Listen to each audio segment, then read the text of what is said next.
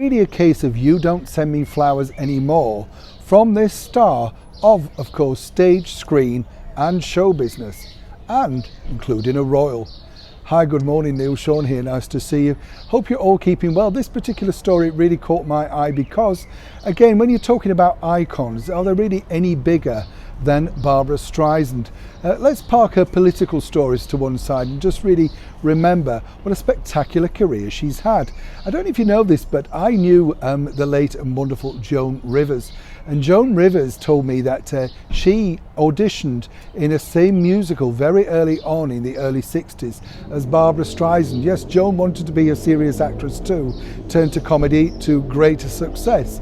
But she said when they both auditioned together, she lost out on the role to Barbra Streisand. And Joan's theory was that while Joan herself had the better voice, Barbara had the bigger asset. I don't know what she meant by that, do you? But I think she was being perhaps a little unkind. But Barbra Streisand, let's just tell you, is now in her 8th decade, a marvellous entertainer who's enjoyed phenomenal success when you think from movies like Funny Girl all the way through to things like Yentl, which she co-wrote, directed, produced, simply did everything.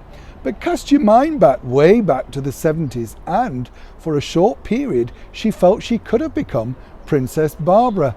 Of course, I'm jesting, but this is what she's always said. Now, I've been lucky enough to meet Barbra Streisand on a number of occasions, and her respect for the British monarchy is really unrivaled. She truly does love our British monarchy. Sadly, though, she's never appeared at a royal variety performance. Although she's been, invited, she did suffer from stage fright for many years.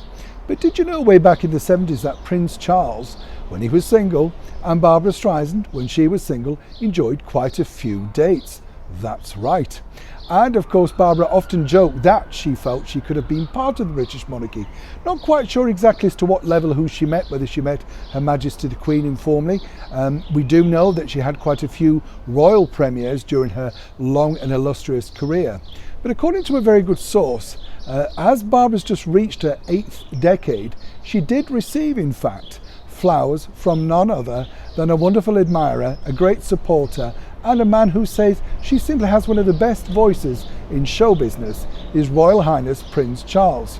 Now, before we all go stirring the pot, apparently it was signed Charles and Camilla. I just love the way you girls never make sure that you're left out when you're sending cards or flowers to former paramours. So it's truly not the case that Barbra Streisand, who's become a funny girl, enjoyed an evergreen success, really did receive flowers from a royal. So it's truly not a case of "You don't send me flowers anymore," is it? Neil Sean in the very heart of London.